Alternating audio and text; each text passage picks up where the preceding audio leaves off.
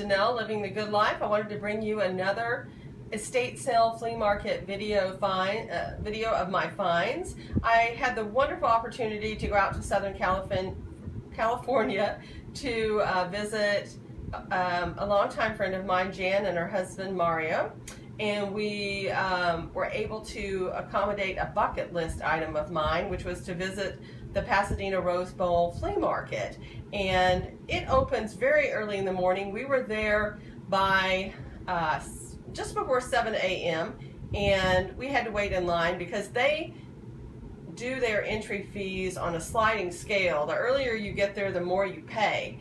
So if you get there at 6:30, you have to pay the 6 a.m. entry time. So we waited until the 7 a.m. entry time, and I recommend you don't wait much longer than that because people that are very serious are there looking for treasures, as I was, and I was able to pick up about 4 items that I want to show you, and then show you some items from another flea market. So here we go. The first item is the plate I'm showing you now, which is a Sevres plate. It is notated as Madame Pompadour, and I want to show a close-up, and you can see that there are some nicks, and that's why it says $10. I actually got this plate for $7, and I just couldn't leave her there. She was so beautiful, and there was so much detail had went into the hand painting and the age of this plate, which is probably about 1840 if I'm correct here. And this is the Duchess de Berry portrait, and here is the Sevres mark here, so you can get a good look at it. And pardon me as I turn the plate around. So she came home with me for $7. I thought, okay, it's worth it. It's just a little display plate, and I enjoyed it. That was actually the last purchase I made, so I'm going to rewind to show you an item that I bundled together. There were 3 items that I paid one price for. The first is this RS Prussia bowl. If you don't know by now, I love my RS Prussia. It is a marked piece, and this is a centerpiece bowl. It is about 9 inches in diameter, and this is the interior. I don't know if you can get a very good look at it, but this is the mold type, and it was lovely. So I first approached this booth, and I could tell that there's some lovely items. This little cordial glass is the first thing that caught my attention. It's about 3 inches tall. It's slip decorated with yellow and white with some black tracery. It has, looks like the number 13 on the bottom.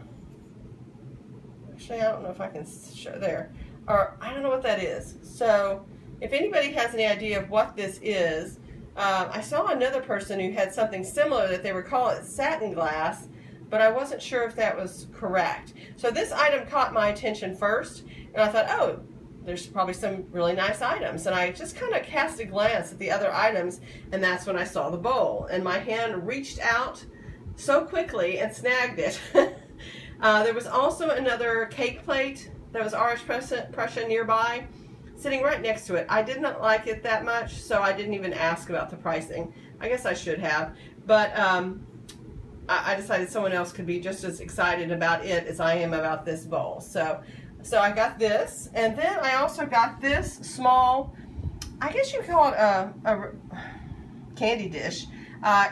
Two-handled gold. The gold is immaculate, and all the decoration, there is absolutely no rubbing. I would think that this is probably about 1930, 1940, based on the decoration. And I went ahead and negotiated that I would get the dish, the cordial, and the bowl for $90. So that was, I was very happy with that price.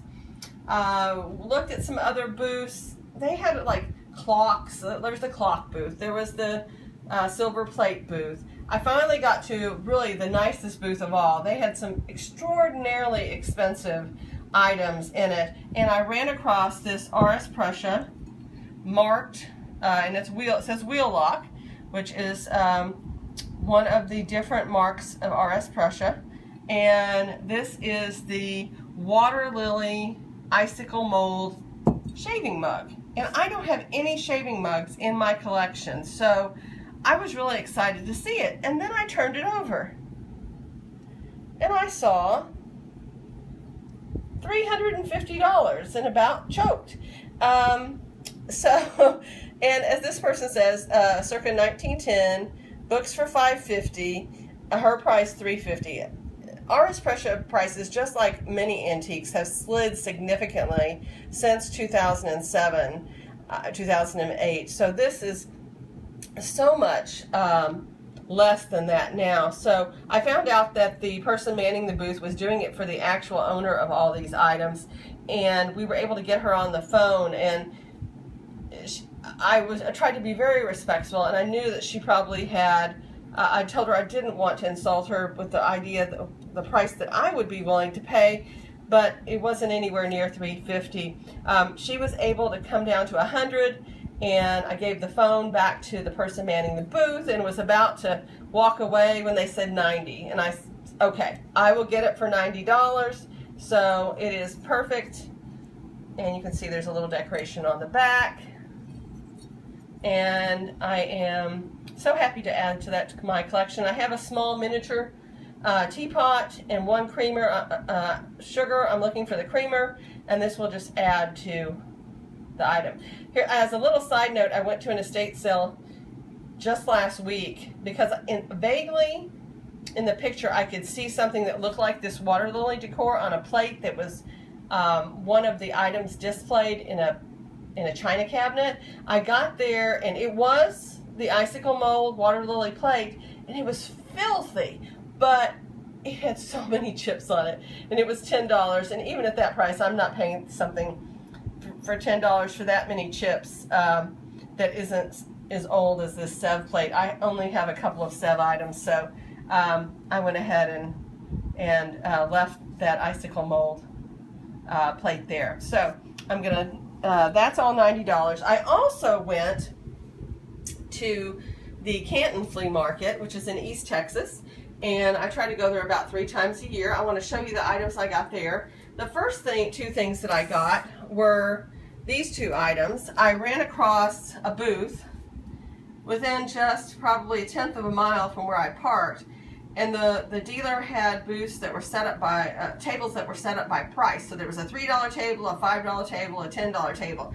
This little syrup was on the $3 table. As you can see, it's had a hard life. It's lost its lid, and with the syrup there's always an underplate. It doesn't have an underplate, but this is the steeple mold RS Prussia is what I would have said, but if you look at the mark, it's that star mark on the bottom. So this is old. It looks like I need to clean a little, but I really love the steeple mold items. They have such great color. Cobalt is fabulous.